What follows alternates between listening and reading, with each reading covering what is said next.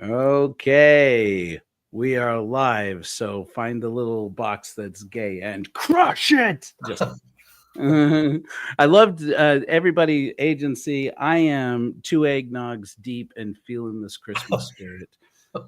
And I am so fortunate to be here. I am a little bit sleepy, but I'm not going to complain because it's 7 p.m. here in Utah, which means it's 9 p.m. where Rob Lauer is, and we're Yeah. so grateful to have him here with us. How you doing, Rob? I'm great. I'm glad to be here. I'm glad that you were able to stay up, late, and I know you have a busy I'm a social theater life. person. I'm used to staying up late. So, We are both theater people, actually. yeah. I am a theater person, very lapsed, but I am very happy and proud to say that I am a graduate of the Southwest Shakespeare Conservatory. Well, Well. well, well. Uh, I have been on stage. I have been on stage in a total of two productions of Midsummer, where I played Francis Flute and Thisbe in both, which is interesting. Uh, Anyhow, I am so grateful to have Rob Lauer. Rob Lauer is a Reformed Mormon who is gay. And Yes. I had approached him about the possibility that we could have a conversation about what a coming out ceremony in a church for atheists might look like. Just want to clarify real quickly.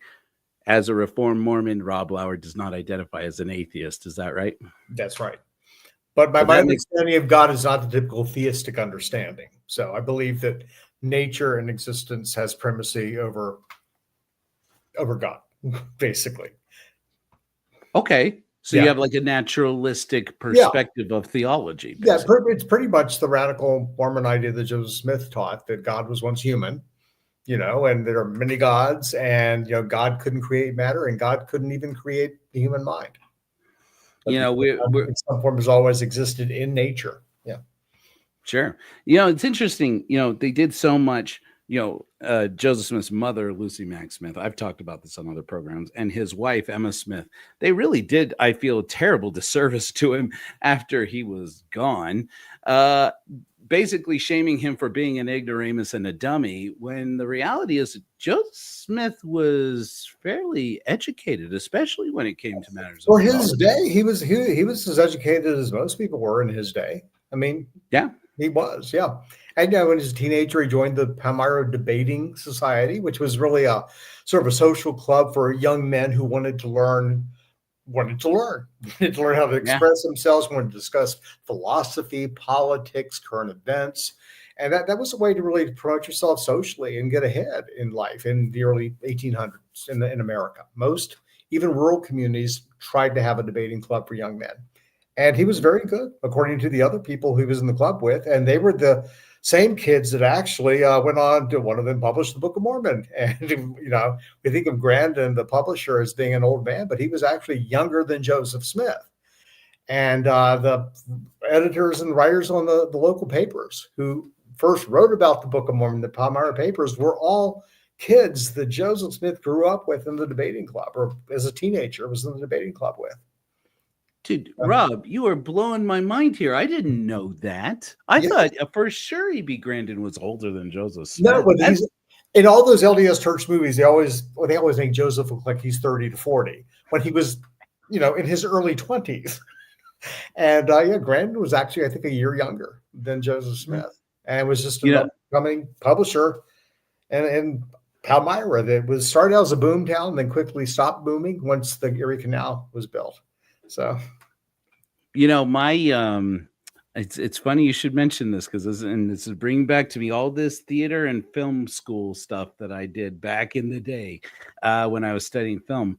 My acting for TV and film coach, John Simpson, was probably most notorious at that time for having played Sarek in Star Trek Five, I think, in one scene where Spock sees himself being born, and Sarek turns and he says, he's like, "I'll show you the thing that's been earning me royalties for like 20 years." And he like turns and he looks at us and he goes, "So human." And he's like, still making royalty checks. yeah, yeah.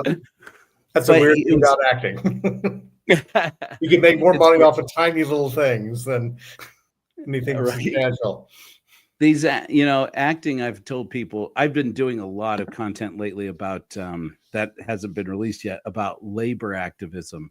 And acting for me is one of the greatest examples of the success of the labor movement. But Ooh, I yeah. digress. If you're a union actor opposed to a non-union actor, yeah. Right. Right. Union in on screen or union in the theater, right? Oh I yeah, mean, absolutely. Yeah. yeah. Yeah. But the interesting thing is he told us once, he's like, I had the weirdest audition. He's like, my agent called me in and she said, you're going to go and audition for the Mormons. And he's like, the what?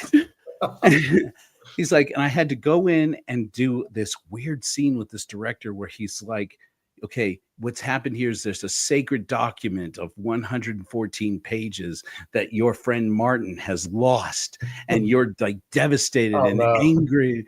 And he's like, what? And he's like, okay, I'll try. And then he like came back. He was like so disappointed in himself. And I was like, and he's like, I don't know. Does anybody know what the hell they're on about? I'm like, you've never been Mormon? Okay, let me explain to you. Anyway. Yeah. So curious things. So okay, let's talk real quickly because I want to get to talking about your coming out story and how you. I was just listening to a great podcast you were on. Thanks for sending that to me. On Sunstone, where you were talking about Joseph Smith led you to come out of the closet. Mhm. Let me just quickly, because we'll get it, get it out of the way. What do you think a good coming out ritual might look like in any church? And see, in any church, and this is a great thing I think about the way American culture is going generally.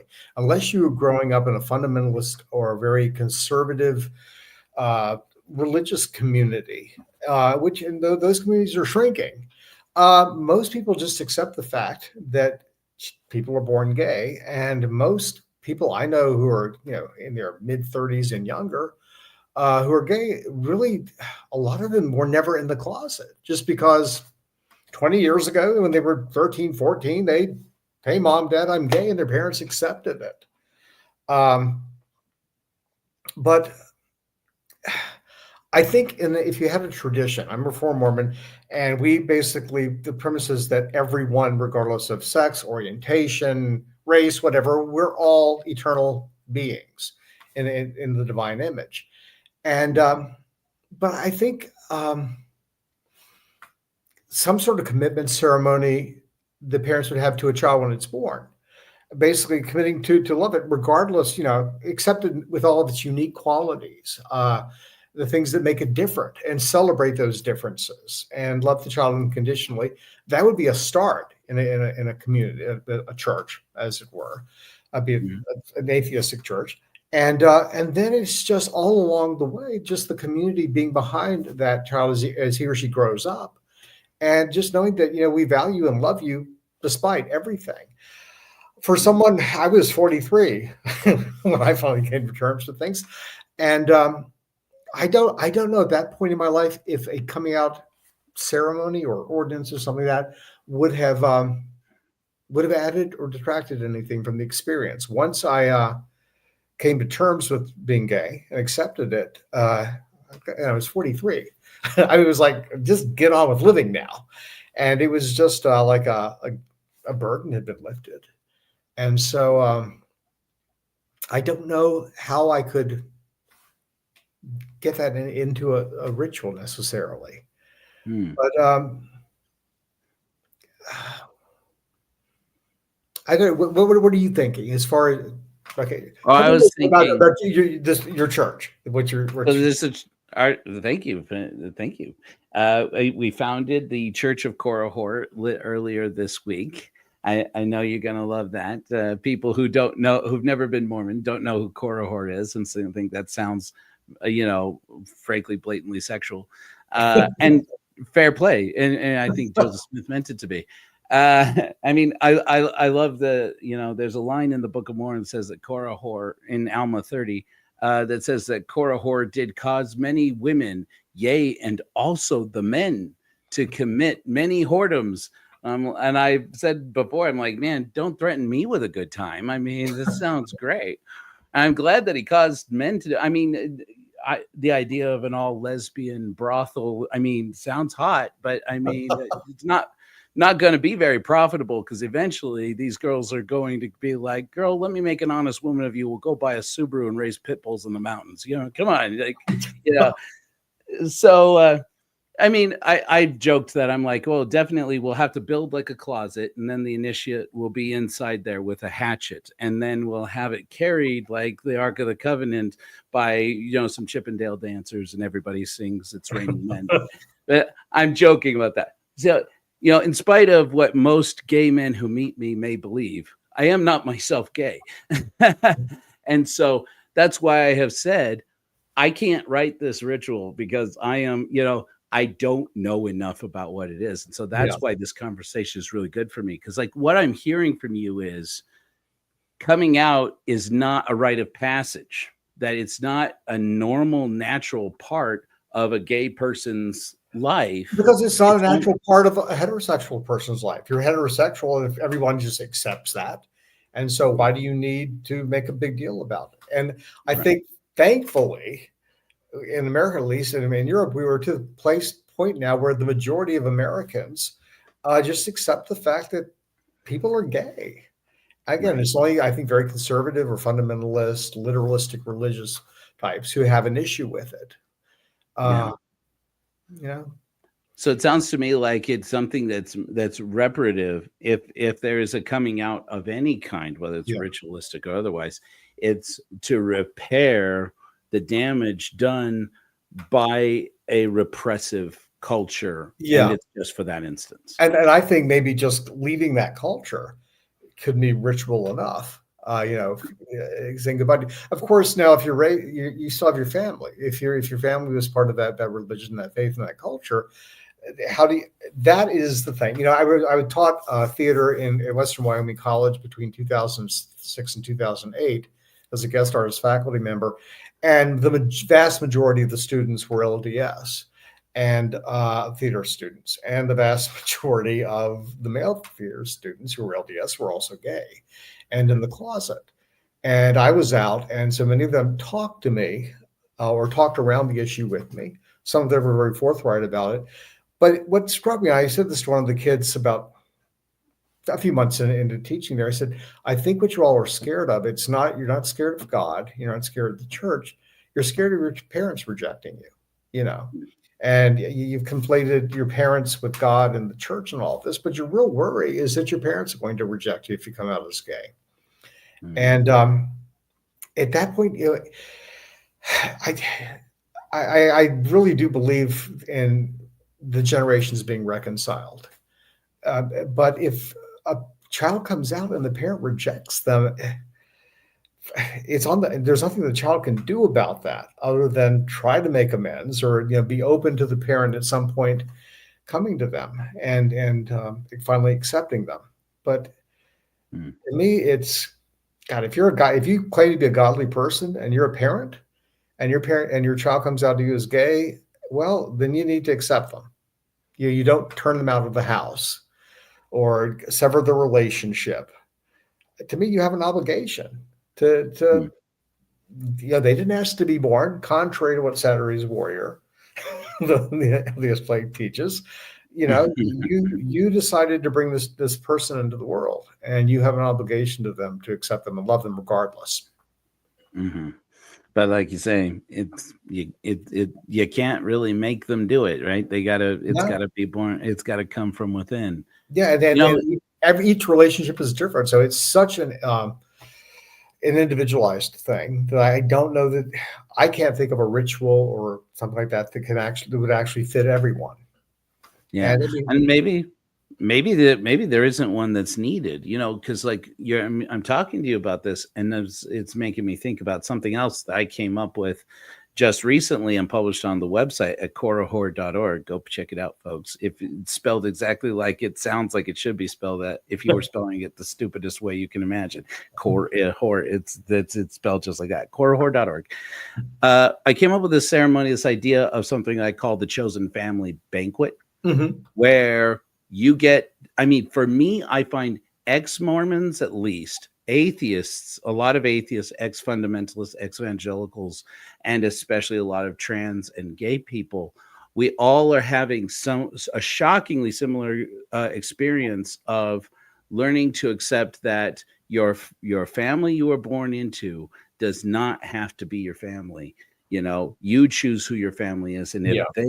if the family you're born into is part of that, they are lucky to be part of that. And then really, in Reformed Mormonism, we have adoption ceremonies and sealings, and it's the same thing. It's not just being sealed to a partner, but also sealed to a parent figure, to your it could be your biological parents, or a parent of someone who's been a parent to you, and that harkens back to the experimentation under Joseph Smith and Brigham Young with the whole adoption and sealing thing was not just marriage; it was restructuring family and a chance in a weird way. The Utah Mormons especially were really advocates of the chosen family. You're sealed to people you choose who you want to be sealed to.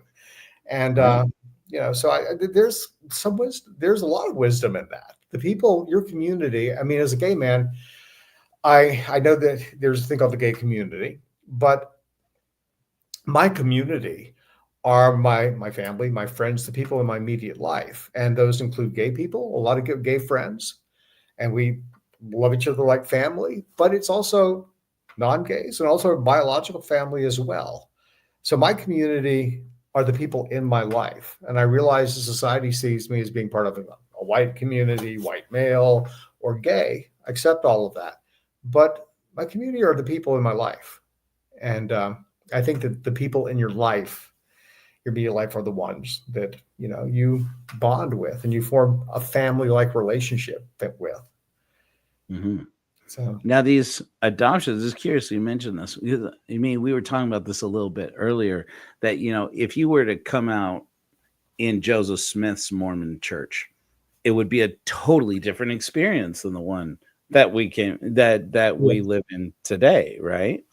I I mean, think so. maybe Yeah. that's what Reformed Mormonism is really all about. Yeah, we harken back to this idea. My understanding of I've been studying Mormon history since I'm way older, but since I was 15, and Mormon theology is particularly attracted me. And it's very, in a sense, it's almost non-theistic in a sense that God isn't a supreme being who creates everything, and that there is some aspect of the individual that is eternal and uncreated and exists in the image of God and is capable of eternal growth and progression.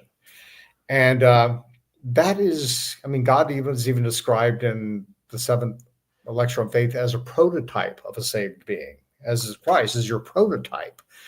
And to me, that's aspirational. You're trying to become a certain type of person, certain type of being. And but there is something eternal about you that not even God controls, not even God created it. You are separate, you are your own individual being. And that just frees, I think, a person, that viewpoint, that narrative, that theology, from so many of the traps that you fall into, I think, with traditional theism, which is the idea that you are not your own, your life is not your own, you're a created thing, you can be destroyed, you have to kowtow and be afraid of and give homage to a creator because he created you and he can annihilate you. And Joseph Smith actually preached against those ideas. And those were radical then. And probably the biggest pushback he got was from the Mormons, and they have all sort of stepped away from that very radical concept of the individual and migrated back towards a more traditional Christian theistic view of the individual.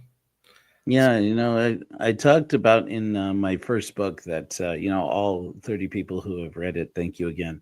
The Korah horror argument. I talked about the phenomenal thing that really struck me in my mind when I would read the Book of Mormon back in days when I did that more. Was I believe it was Lehi's teaching that there are things to act and things to be acted upon. Yes. And I was like, oh my gosh, like that's the kind of thing I'm like, if Joseph Smith wrote this, and I believe he did. No, we got it. Yeah, there you go. I'm like, if Joseph Smith wrote this guy was thinking some deep thoughts. And that's why I always the idea of opposition in all things, that if it were not so, there would be no existence. I think it says somewhere God would cease to be God, which means that God's existence as God is dependent upon existence itself and the eternal Right. opposition and everything. I mean, That's some Thomas Aquinas shit, man. That's like it's deep even beyond theology. that. I mean, it's putting God ontologically, God is the equal, gods and humans are ontological equals. And you bring up Courier. What always amazed me, I read the Book of Mormon when I was 15. Courier's arguments make more sense than the prophet. Thank you. Thank And, you. and it's funny. So that's okay. Joseph Smith, as the author of the Book of Mormon, as I believe he was dictating, but I think this was coming from him. I think he understood. I think Courier, in a lot of ways, represented what Joseph Smith really thought. And and the way that whole story ends is like suddenly Corey, oh, I lied. I'm sorry. An angel of the devil appeared to me and I made this all up, but I knew I was lying. It's like, that's such a cop out. But Right. it was sort of like he was Joseph was sort of backed into a corner. So what does he do? You know, but later in his life, I find a strong deist strain going through his later teachings, which people rebelled against. William Law and McKellen and some of these early apostates who were higher up in the church, they said Joseph Smith was a deist, he was an atheist. They accused him of all of these things because his ideas of God were not traditional theistic ideas, or certainly not monotheistic. Right. Yeah. Yeah. The second chapter of the Korihor argument, it's just here. And nobody needs to buy it. Don't bother. Go to Hellfire Agency and listen to the audiobook if you're going to do that. But the second chapter is called Korihor Wins, and I talk about how profound it is to me to think if Joseph Smith wrote this and Korihor wins, then suddenly I find myself in this position as a person who said a lot of bad things about Joseph Smith, and I won't repeat them here in your presence there, Rob. But I relate to Joseph Smith in a weird way. It's like I love that Joseph Smith and I are sharing this critical thinking. I love it. I hate it. I love it. I hate it. Yeah, I mean, again, he was sort of, once he founded the church, had this movement, then he really had to coach, I think, his more radical ideas in a way that made them palatable. But I mean, I think in secret, he talked, he shared his ideas openly. I think Parley P. Pratt jumped right on board with this idea about God because the two of them together, they put out some very progressive ideas. I mean, the thing is, when you're deconstructing your religion, be it Christianity or whatever, and you start deconstructing social norms. I mean, get into polygamy and sex and all that. You can really blow things up, and I think they sort of did once they got to Nauvoo. The deconstruction of everything became, I think, clerical sexual abuse, and it became this huge sex scandal. I mean, we don't typically put it that way, but Joseph Smith died because of a sex scandal. And if you consider polygamy as an outgrowth of that, it was actually the most sensational sex scandal of the 19th century. It had repercussions on the way we interpret the First Amendment of the Constitution, where suddenly you can believe whatever you want, but you can't practice whatever you want, because if the practice abuses other people, then there are legal limits to it. But so when you start deconstructing religion and everything that's appendant to it, things like marriage and family and right and wrong and crime and all that, you can blow everything up in the process too. Yeah, it's curious. I have this next week. I'm having a conversation with Jacob Hansen of A Thoughtful Faith. If he still comes, he's still willing to come on the show, which I hope you do, Jacob. But I was listening to a conversation where he was talking with another woman, a woman who was an expert in sex education, I think, or sex therapy or something. And but he was talking about how society needs these moral norms about sex and sexuality. And I'm like, okay, say gay if you're going to say gay, say trans if you're going to say trans, say what you mean. And but he was talking about it and the morals, and I'm like, the strange thing is that when it comes to morals of gay or morals of sex, gay people and trans people and women, I think, are so much more moral in their approach in this modern day and age than at least this patriarchal, Yeah. enforced monogamy narrative. The thing, people that say, the people that argue that you have to have belief in in supernatural for morality, no, you don't. All you, I mean, the Enlightenment thinkers basically said all you have to do is just observe nature, and then sort of the thing you have to accept is that human beings are autonomous. They have a claim to their life. They have a right to their life and everything that flows from their life. And I mean, if you just accept the fact that you're equal to all other human beings and they have an equal right to their life, just like you do, then that pretty much is all the foundation you need. And if you even look at rabbinical teachings and prophetic teachings from the Hebrew tradition, or even just the teachings of Jesus, that's essentially what they were teaching. Mm, Too. I mean, you find that you don't have to have the supernatural. You don't have to have this idea of one God who's laying down the law. All you have to believe in is that human beings are equal. They have a just claim to their life, rights, natural rights, and you respect that. yeah, and That's sort of that becomes the ground of everything. Loving others as you love yourself. And right. you don't Yeah, have no I supernatural. think that there's some some amazing ideas that really come out of, I mean, some basic concepts, like you're saying, you have a right to your life.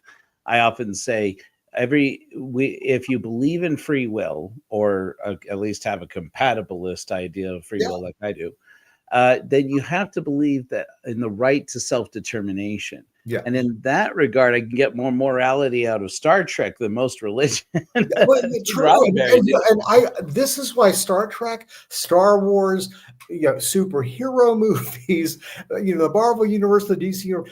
This has become the new mythology. We need myths. We need stories. We need archetypes. Human beings are storytelling, story creating creatures. That's how we make sense of things. And if you're going to throw out religion, then you have to have some sort of narratives to cling to, and that's why I think these things are so popular with people, because it does give you archetypes and literary types and some semblance of it to construct a moral universe, and ideas of right and wrong and just and unjust. And yeah, I think that's one of the wonderful things. We have Gene Judson in the comments here with us today. He's watching with us.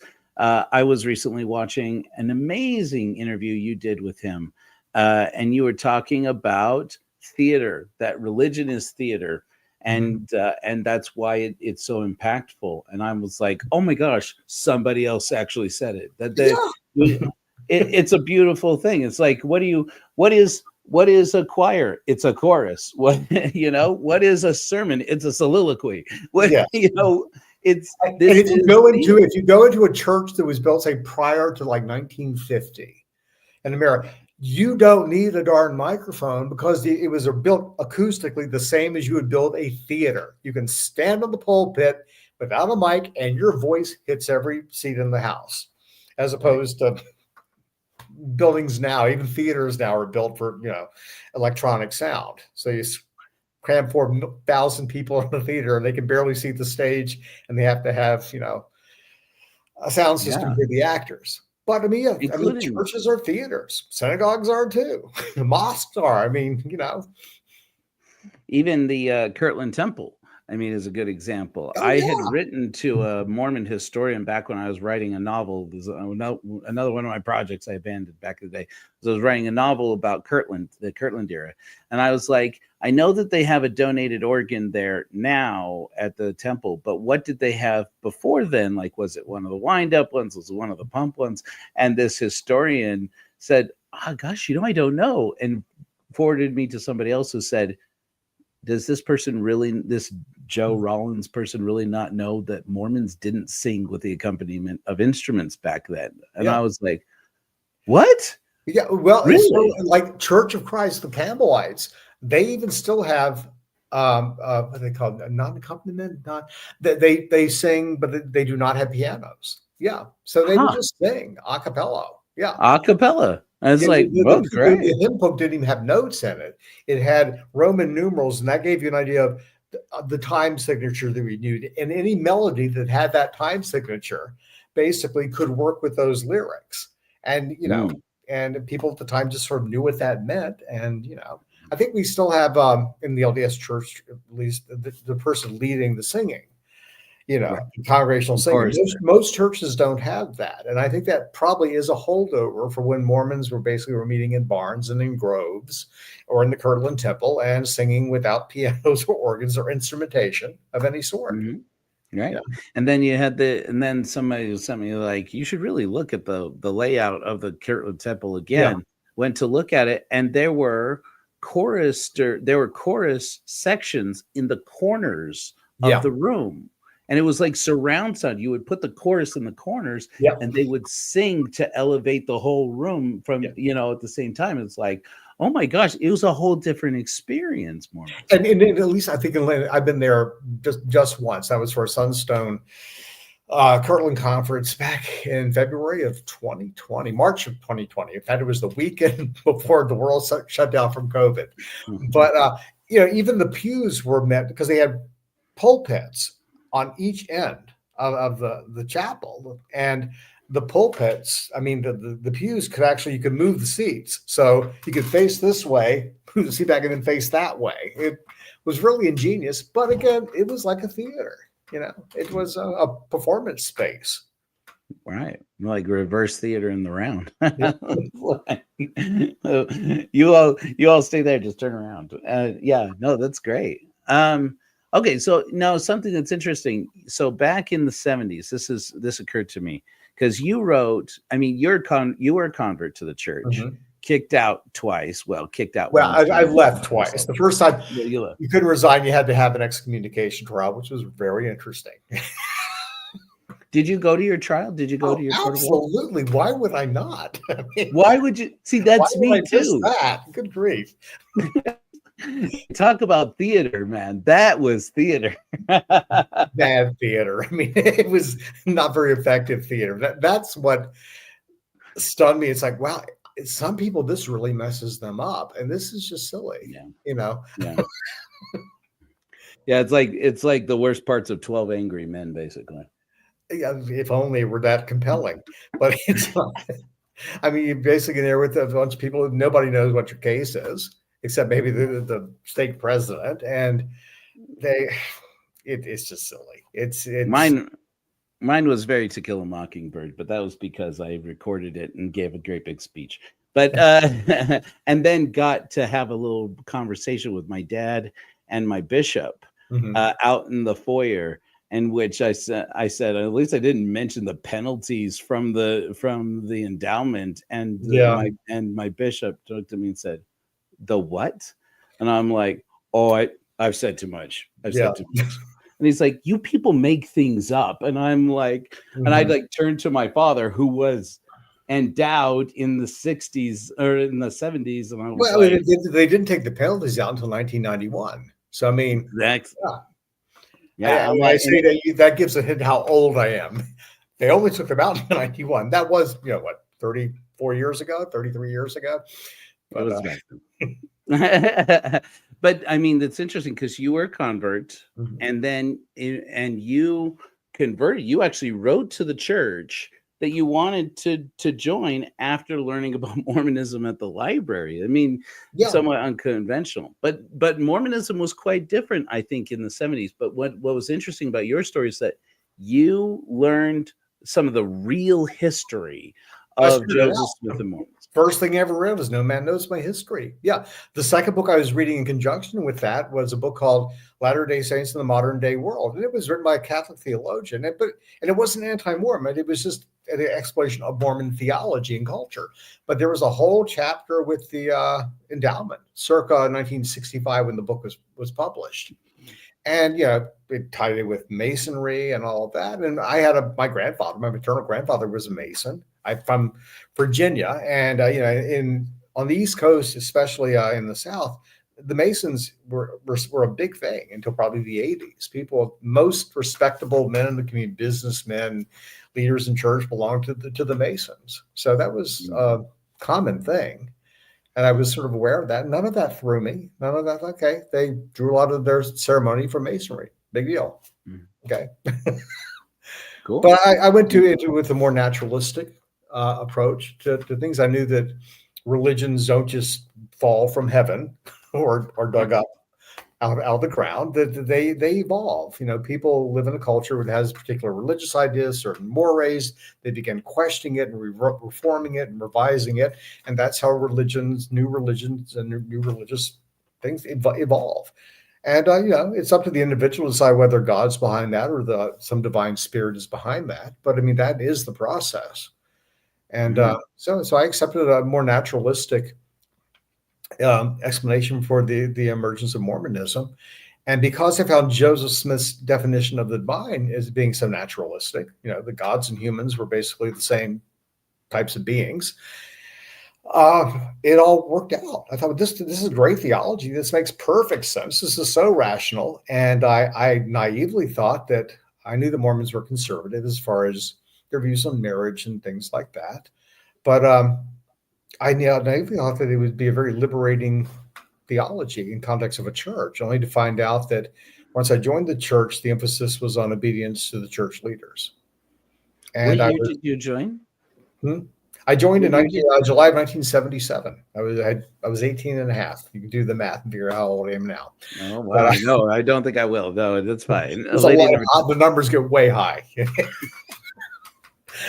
but but yeah, and I went to BYU. I hadn't planned, even when I joined the church, I hadn't planned on going to BYU, but I went to BYU and really delved into it there. I mean, I was majoring in theater, but for my first year and a half, I spent all my time in the special collections room just diving into Mormon history because I wanted to dramatize it. And plus, I just wanted to find out more about particularly what was happening in Utah once the Mormons got there, and polygamy and all that fascinated me. Adam God Yeah. Doctrine, Blood Atonement, Mountain Meadow Massacre, all the Manifesto, the underground, the polygamous underground in the 1880s, all that was fascinating. And but in the course, I realized that wow, this is not the church doesn't want people to know this, and congruent with that whole time was also this is when the whole move against objective history began, and Michael D. Quinn was getting criticism. Mm. And Arrington was being criticized and demoted from church historian and all of that. And you had people, general authorities, saying there should only be faith promoting histories written. And you Right. can have faith promoting histories in Sunday school, but no, an historian has to write history, not faith promotion. Right. And I became very disillusioned with the church. And so when I graduated from BYU in '83, I went inactive, and then wanted to resign in '85, but had to go through the trial. And then I came back 9 years later, decided to give it one more try when I was living in New York, and was very active, but went in with a different awareness. I knew what I was getting into, but I was closeted, I was gay, and by 2003, I had really reached a point where I thought I've got to come to terms with who I am and my sexuality. And I did. And I realized that, I couldn't really continue in the LDS church if I'm going to be honest with others as well as myself. And so I resigned in 2007, but I went inactive in 2003. That's good. That's so powerful. I mean, because that's such a journey. I don't know if you, I mean, because of course it's your lived experience, but from the outside looking inwards of that, I'm like, my God, 20, 30 years of being gay. And I know, right. I know. Someone should have taken me to a clinic, a shrink decades earlier, but no one did.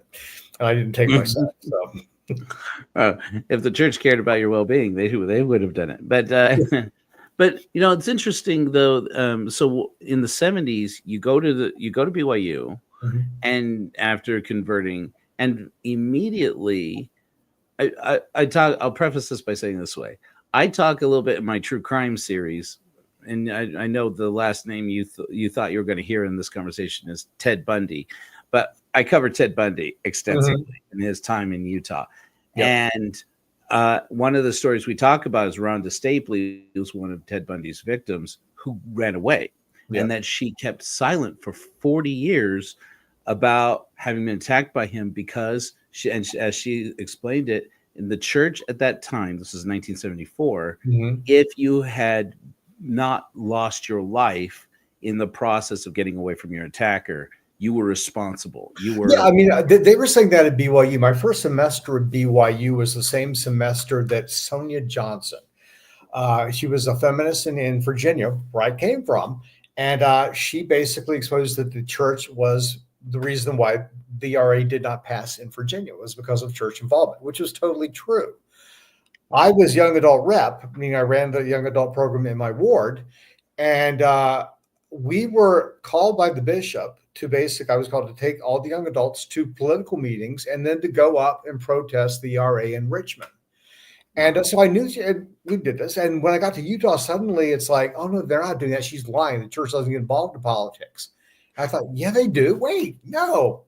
Last year, I was in Richmond. I was told to take the young adults up there to protest the ERA. Yeah, they do. Mhm. So that was all Yeah. going on. But at the same time, and in reaction to that, I remember I had one book, I had to take a Book of Mormon study class for 2 semesters at BYU. The first semester, the I don't know who he was. He was just an asshole. I'm sorry, he was a mean man who taught that. But he used every class to basically jump, just downgrade feminists or make fun of. I remember mocking women who were unhappy, because they couldn't Uh, work or because they weren't fulfilled at home. And I just thought, what a jerk! And here you are teaching a religion class, mhm, and mhm. but at the same time that it came out, I mean, I think it was President Kimball and some others said that basically, yeah, you should fight, that you're, and this is a phrase that's in the Book of Mormon because I'm sure it was something of the time. Your virginity or being raped was losing that which was more precious than life, something to that effect. And that Right, there's a reiteration of that idea in the Book of Mormon. right. And I thought, here we are in the 1970s and 1979, 1980, and we have people blaming women, who are, you need to fight to the death. Victims. If you survive a Mhm. rape, if you allow the person to rape you, then you've allowed it to happen. You've consented. Right, And I just thought that's evil. That is wicked. right, I mean, that's right, wrong. right. But it's interesting because it's like, at that time, Spencer W. Kimball had just become prophet, Mhm. and it was a couple of years after, I believe it was 1969 or 68, that The Miracle of Forgiveness was published. Yeah. And we talked about this. I was just earlier tonight, Beth Magnetic over at Mormon True Crime premiered a video that I was in this panel conversation talking about how the church creates predators. And in there we were talking about this. I talked about this. I'm like, the miracle of forgiveness changed. I mean, it took ideas that had been stated before. As you say in the Book of Mormon, there's a story of Yeah. Corianton, the son of Alma, that he had gone after, left his ministry and gone after Isabella harlot, and Yeah. that there his father, Alma, who I think is a jerk because I love Korihor, is tells him, tells him that this sin, which is according to Kimball at least, any kind of sexual sin, is that which is most grievous except for the shedding of innocent blood. Yeah. Oh, I remember And, hearing that. Yeah. I mean, like even masturbation is like sort of like a form of murder. It's like next to murder. It's like, that's what? right. I mean, it Right. was just ridiculous. And I've been raised mainstream United Methodist, more progressive. And I thought, I mean, when my father explained the facts of life to me, and not that he knew all that much, but the little book he used, he said the masturbation was completely, natural. You shouldn't do it all the time, but it's natural. And so, to 5 years later, I'm interviewed by some 19, 20-year-old kid for my baptism. And the question he was supposed to ask was, "Do you masturbate?" But he was flushed. He was flushed in the face, and he was stammering. And he asked, "This is the way he asked it: do you have a problem with masturbation?" And I said, "No," thinking, "No, I had no problem with that at all." It works fine. but that sort of thing, that sort of just denying your human nature was the very thing that what attracted me to Joseph Smith's theology and to early Mormonism was that it embraced human nature. I mean, Mm. take any general authority writing on sex, LDS General Authority in the 20th and 21st century, can compare that to Parley P. Pratt's 1840 tract, Intelligence and Affection. Intelligence and affection being a euphemism for your natural affections, sexuality. It is the most pro-sex thing. Now, granted, Parley P. Pratt became something of a sexual predator a few years later, Right. but still, it was a positive view of human sexuality, and that initially is one of the things that set Mormons apart and made them so reprehensible to the rest of the Victorian world. Is that they were rejecting Victorian ideas of sex. Right. And is curious, like we were saying a minute ago, Joseph Smith's church, it was quite different.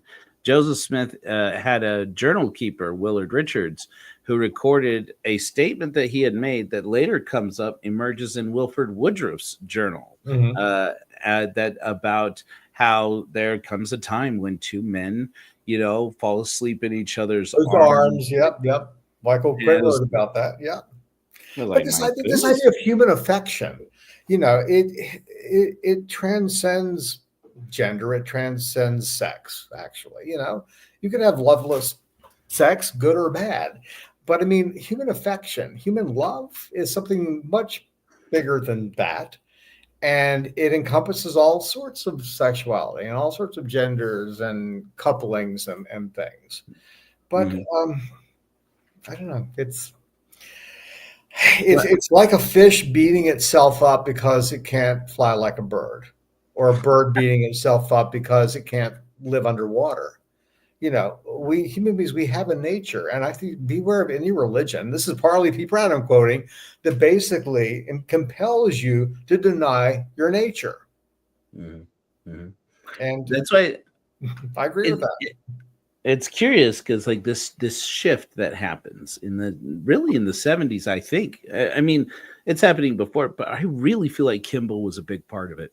And it's like at the same time that you're converting to the church after learning some of the true history. I mean, again, no man knows my history. That's anti-Mormon literature. You ask any Mormon, they'll tell you that's anti. It's not. This is where I read it because I'm a history nerd. I live here in Colonial, Virginia, Williamsburg, Jamestown. I love American history, and I love showbiz history. I love movie history. So I was used to reading biographies about filmmakers and actors and historical figures who I admired, but knew that necessarily they didn't. All the facts of their life weren't admirable. So I was used to reading objective biographies of people where basically the good and the bad is exposed. That's all no man knows my history is.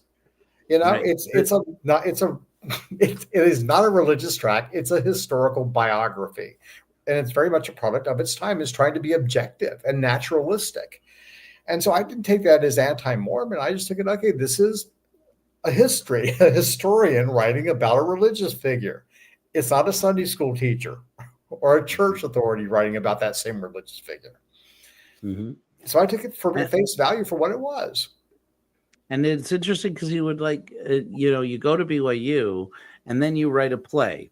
Mhm. And this is like the most interesting thing I've been telling people about since I learned about your work. I'm like, this guy, okay, get this, convert to the church, 1970s, goes to BYU, writes a play about Joseph Smith as a money digger, Yeah, writes a play about Joseph Smith as a money digger at BYU, wins awards. They play yeah, it. It's been in production. People play it all over the country for decades now, and it's like I had no idea, and yeah, it's amazing because you're just recently actually publishing that and another play in a book that's available. People yeah. can click on the link in It's the three description. plays for Latter-day Saints, and the Diggers on the cover. That's the name of the play about BYU. Joseph Smith is a money digger. Yeah, and I submitted that into a writing class that was being taught by. I was a playwriting major, screenwriting major actually, but I took a playwriting class, advanced playwriting class, in Orson Scott Card, famous science fiction writer in LDS. was teaching it as a guest arts faculty, and I was going to write a play about polygamy. I wanted to write a screenplay about the polygamous underground in the 1880s, only to find out you couldn't turn in a script about polygamy for a grade at BYU. In fact, you couldn't turn in anything about polygamy at that time and get a grade for it at BYU. And so but I had this play that I've been working on about Joseph Smith's courtship of Emma, while he was digging for buried treasure with Josiah Stoll in Pennsylvania, using a peepstone and his hat. And I wanted to explore how they influenced each other. Joseph Smith was 19 to 20 at this point. Emma was 20 to 21. She was a year and a half older than Joseph. And I started writing this play in 1978, way before I went to BYU, a year after I was graduated high school. And I've been working on it off and on, so I decided to turn in that script for a grade in the summer of 81, not knowing, I was sort of a little nervous, not knowing how they would take it. And Orson Cohort loved it and passed it around, and the faculty liked it. And some good friends of mine, one of my roommates, who was a fantastic, John Clark, just a talented theater guy, acting, directing, everything. He wanted to direct it, and for his Mass Club project, and he did a couple of scenes from it. Everybody liked it, and I was amazed because it was not your typical narrative about Joseph Smith. The version of the first vision that it is recited in there is the 1832 vision, where it's just Jesus, and he's just praying about his own salvation. Wow. And but I think the characters are realistic and compelling, and people were moved by them. And it ended up winning the Mayhew Award in 1982 for drama, which is one of BYU's literary awards. And they allowed it to be produced that in December of 82 at BYU. Yeah. That's amazing. And again, this was 2 years. That production was 2 years before the Salamander letter came forth. So nobody. It was like nobody was aware of what they were doing. But the play spoke to people. It didn't attack anybody's faith, because I didn't write something that was pro-Mormon or anti-Mormon. It was just a play about Joseph Smith, a young guy involved in magic who wants to make something of his life, who thinks his life has a purpose. He knows that what he's doing isn't it.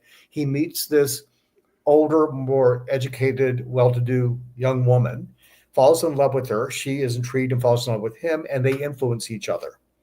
And through Emma, he begins focusing more on religion and not folk magic. And you sort of see the first steps in this evolution from a peepstone seer and a magician to a religious leader. Right. It's curious. I got my friend Heidi Love from the Unfiltered Rise podcast is in the comments, and we've talked frequently about Emma Smith. Gene Judson loves to talk about the fact that, and I think he mentioned this in his conversation with you, when he was growing up in the church, Emma was regarded with almost disdain in the church. When I joined, she was. She was. In fact, Gene, when he interviewed me the other week, he was asking, because I've tweaked the plays a little bit over the years. He said, "Did you change anything about Digger?" I said, "Yeah." The first draft, she was much more caustic. She still is a really strong female character. I love writing female characters. They're just more interesting than men. I'm sorry, they are.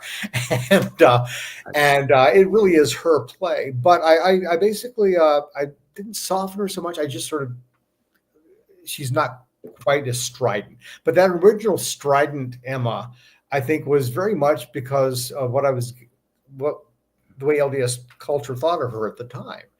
And it wasn't really until I think the 150th anniversary in 1830, in the erection of the Joseph Smith and Emma statue, where they started softening towards Emma. And they realized, the church realized, it's better to present Emma as Joseph Smith's faithful wife and Emma as a faithful monogamous couple than basically castigating her because she wouldn't go along with polygamy, because that was the issue. Right. And, it's like I was saying, Heidi and I, when we talk about Emma, we call her Joseph's ride or die gal, because she really was. I mean, I'm like, but at the same time, I hate the way that people talk about her, in the church sometimes, with the state even today. is because I'm like, you think about somebody who gave up. We make so much of the martyrs of Mormonism, Yeah. Joseph and Hiram, the saints coming across the plains, burying their children on the plains on the Mormon Trail. It's like this woman buried babies. This woman, She got the left night, behind with next to nothing, and right? kids to raise, and single.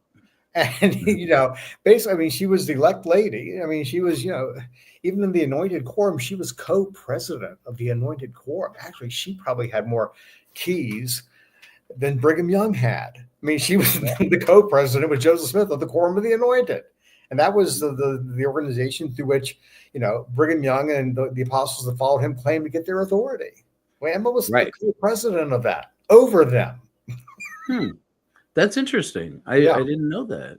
yeah, I've read some interesting documents about the Quorum of the Anointed lately. It's a very curious. yeah, It's a very curious order. It's like again deleted, like yeah. big delete button. Nope, never happened. Not talking about Yeah, it. but I Uh, think I think Emma's a hero. I mean, I do. She put up with a lot. I think she loved Joseph. I think Joseph loved her. I think that they did not have a healthy marriage. I no, mean, I think he was something of a narcissist and she was something of a codependent. right.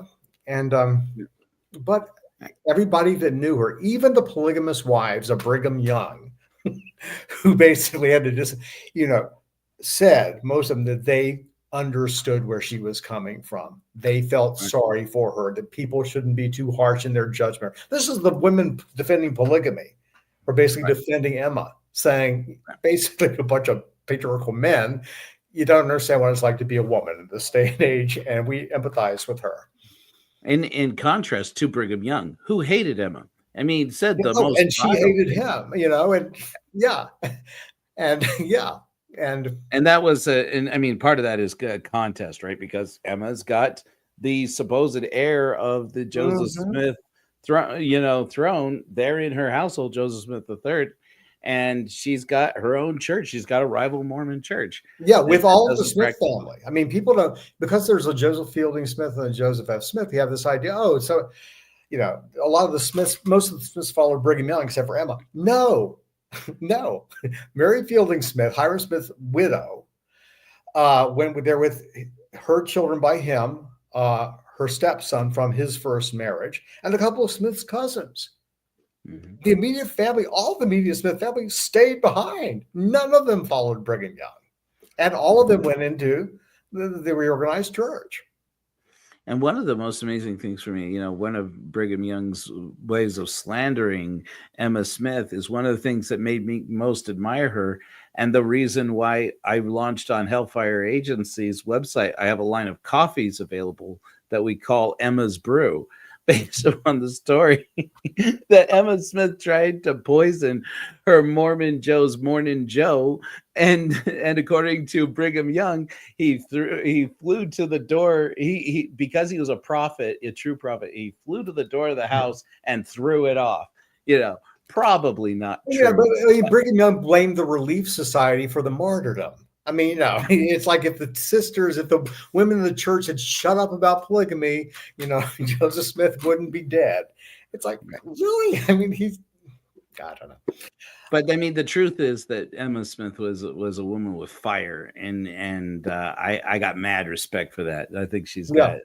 Well, I I think think she's Joseph Smith much. did too. I think he liked Emma, and what I portray in Digger, the key relationship in Digger is basically Emma and her father, who are always sparring with each other. He likes the fact that she talks back to him, that she challenges him, and he's always trying to get one up on her. But they both have sort of a cool sense of humor with each other.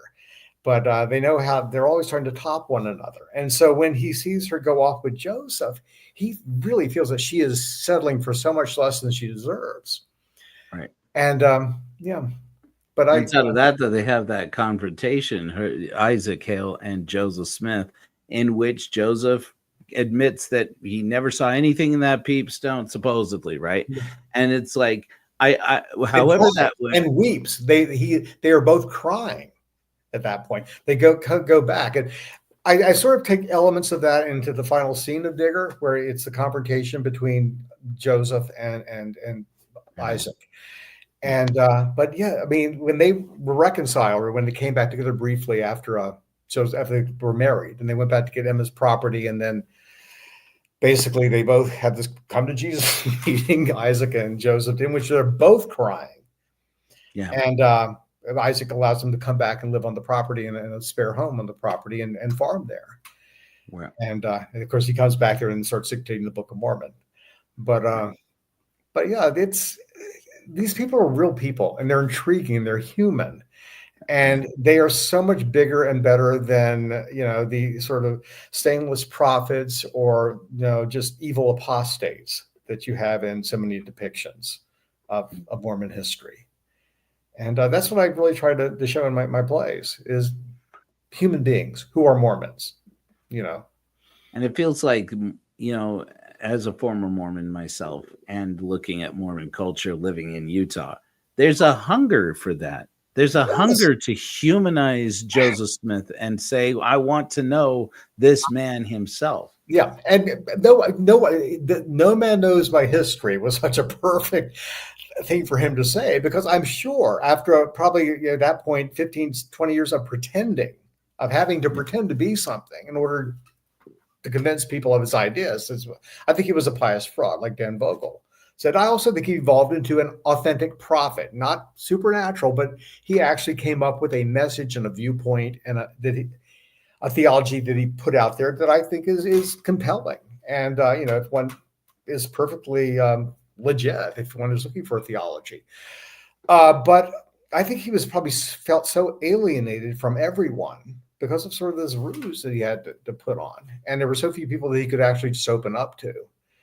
And I think he probably felt very much all alone, like he had trapped himself in a corner, as it were, by that point. By the time he said, "No man knows my history, none of you knew me, you never knew my heart." I mean, he's talking to his followers. He's not talking to the general public. He's talking to a congregation where his family and all of his friends are seated.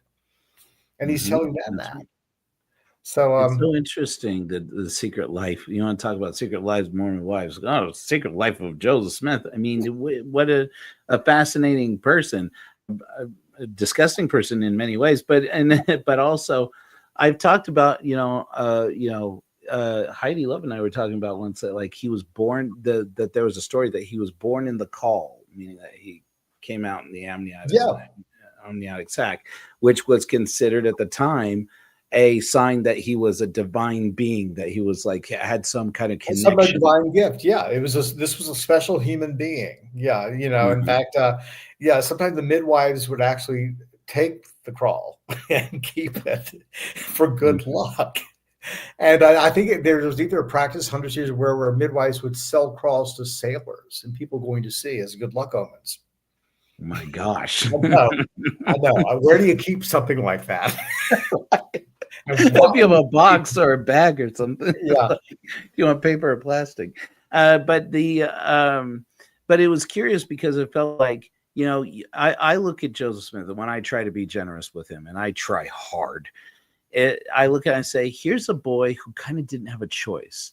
He had to be magnificent. He had to be a mystic, and so he did, and so he rose to the occasion. When Alvin was gone, that changed everything for Joseph Smith's yeah. future. When Hiram turned out not to become a preacher, again he has to be spectacular, and then he marries Emma, and they run away together, and then it's like, okay, we can't survive like this. They have to come back to the Hales, and it's almost like it's an opportunity for Joseph to get out, because like I'll never forget your former gospel doctrine teacher, Richard Bushman. uh, Yep. when I read in his book that Joseph, when they went to Pennsylvania, Joseph had promised Emma that he was out of church business for good. And I was like, I didn't know that. I learned that from Rough Stone Rolling, another Yeah. great quote by Joseph Smith. I'm a Rough Stone Rolling. And so I was like, I was looking at that, and I'm like, and then it's almost like Emma goads him back into it. It's almost like she's like, look, I didn't marry a man who kowtows to my dad. I ran away from Isaac Hale to be Yeah. with the boy, to be with the digger, to be with the boy who is a mystic, to be with the prophet. That's what I wanted. and Yeah. let's get out of here. Let's, and so when Kirtland comes up, it's like, let's go. Let's go to Kirtland. I Yeah, I mean, mean that was, I mean, it was called good luck or the divine work, whatever. I mean, really, they were, Mormons were only a few dozen families in upstate New York. And suddenly, overnight, Parley P. Pratt comes across the Book of Mormon, takes it back to Kirtland, and converts an entire commune of right. people, over 100 people. And so you have a few dozen Mormons in New York moved to Kirtland. Suddenly, all the Mormons, Joseph Smith never even met them. Right. They just accepted the Book of Mormon and been baptized by Parley P. Pratt.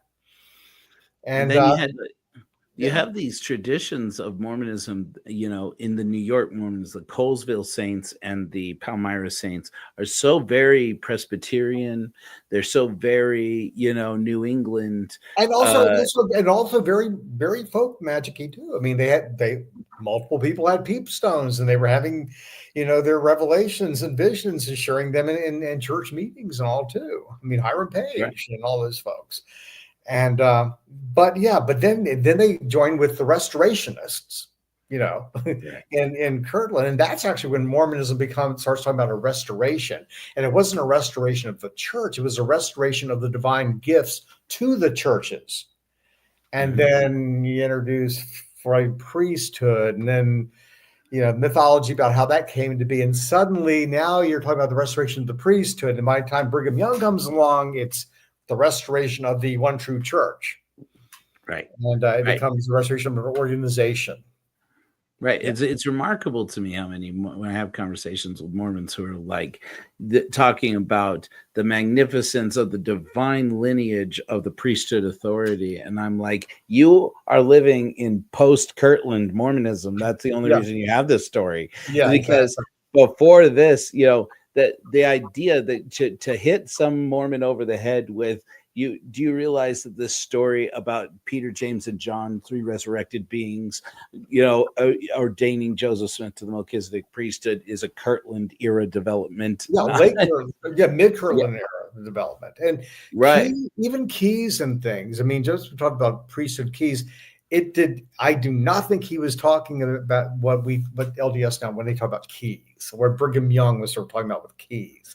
Just talk about keys, it's like, if you have a problem, what's the key to solving the problem, or key to understanding a verse? Here's the key for understanding that verse. The key to this idea is that idea. That's how Joseph Smith was using the term key. Not intriguing. here is this secret word or handshake or knowledge that's going to get you in with the gods. Right. Which seems like a very Brigham Young development, Yeah. frankly. Yeah. You know. Oh, I promised I'd only keep you for an hour. It's past 10 o'clock there, Okay. and playwrights need their sleep. Is there anything else we wanted to talk about, Rob, that we haven't had a chance to talk about today? Oh gosh, there are tons of things So we can much. talk about, but no. I guess thanks for the interview, and I enjoyed it. And good luck with your Church of Koyor. you know, It's a beautiful thing. I believe I think that everyone needs community, and that's actually all church is. Yeah. Ecclesia meant, it was a Greek term, and it was the people of the town being called together for a gathering to discuss town business. We all need community, and so in that respect, I think everybody needs a church, quote, of some sort. Yeah. Right. And churches are the most powerful institutions in the country right now. So, but the thing that's that's interesting is I've been talking to Rob Lauer here again. Links in the description, so you guys can go and support Rob and support his work and enjoy these phenomenal plays he's written. Is that it seems to me as I listen to you, you call yourself a Reformed Mormon. I respect that and respect your journey there. And that's an actual movement, an actual denomination that was founded 22 years ago in Seattle. So yeah, it's an actual thing. Oh, I believe you, and Yeah. then I'm aware of that. But what I'm saying here is that I listen to you, and I say, and I was especially listening to that Sunstone podcast that you sent me. Again, thanks for that. I'm like, I'm hearing a Mormon mystic. I'm hearing somebody who is looking through the naturalistic lens of Joseph Smith and the origins of Mormonism, and seeing a timeless movement to touch the divine. And I'm That's, but like, isn't that what every human being is doing? I mean, there's different ways to define the divine. You know, you can think of an anthropomorphic God or a power or a force or something else, but we're all looking for something, a narrative of some sort of understanding that transcends what we know, but leaves us open for learning more. And to me, that's a good theology or a good philosophy, a good narrative, you know, meta narrative for life. It does that. And I think that's mm, really religion or philosophy at their best. That's what they offer people. mm. I love that. I talked to I had mentioned to Stephen Pinecker of Mormon Book Reviews a few actually earlier today.